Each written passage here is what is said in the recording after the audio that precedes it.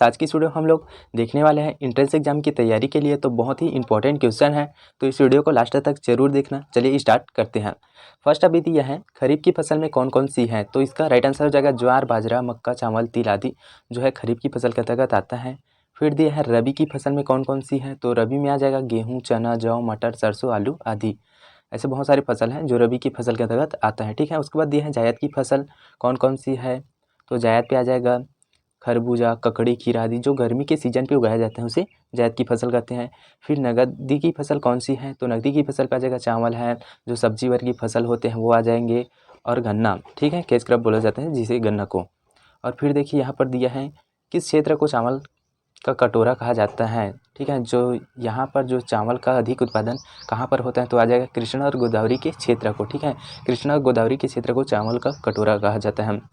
वैसे छत्तीसगढ़ को धान का कटोरा कहा जाता है। ठीक है, उसी तरह ये भी।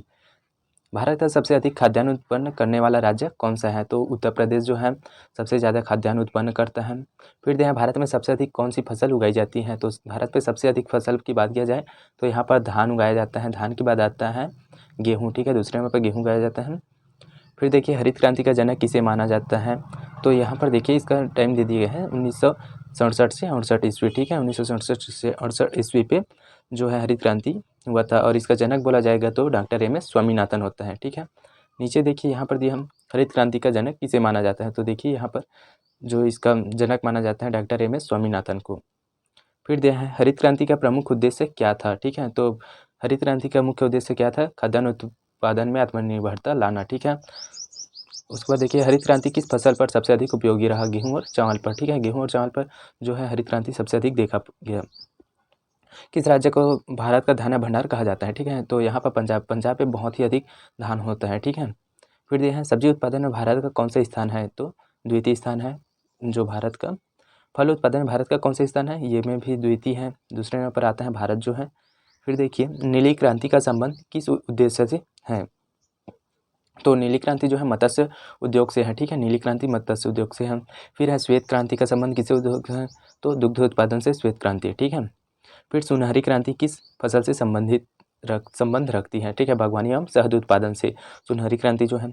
फिर है गोल क्रांति किसके लिए चलाई गई, आलू उत्पादन के लिए। ठीक है, आलू उत्पादन के लिए गोल क्रांति चलेगी। कौन सी क्रांति से संबंधित नहीं है, कृष्णा क्रांति। ठीक है, जो ये क्रांति से संबंधित नहीं है, बहुत बार एग्जाम पे पूछा जाता है।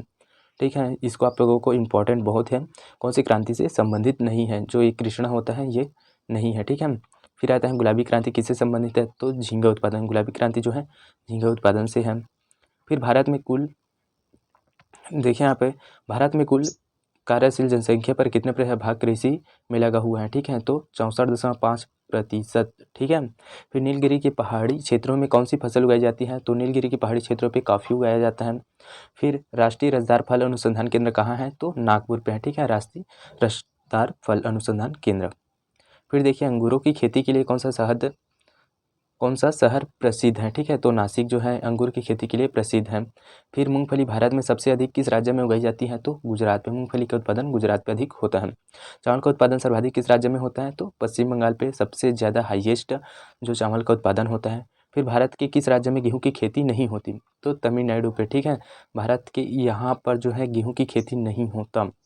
किस फसल की कटाई व बुआई में सबसे अधिक समय लगता है, तो गन्ना। ठीक है, गन्ना को आप लोग पेड़ी की फसल भी इसे ले सकते हैं 2 से 3 ईयर्स तक। ठीक है, फिर आती है तिलहन प्रौद्योगिकी मिशन की स्थापना कब हुई, तो 1986 पे। ठीक है, 1986 पे तिलहन प्रौद्योगिकी मिशन की स्थापना किया गया।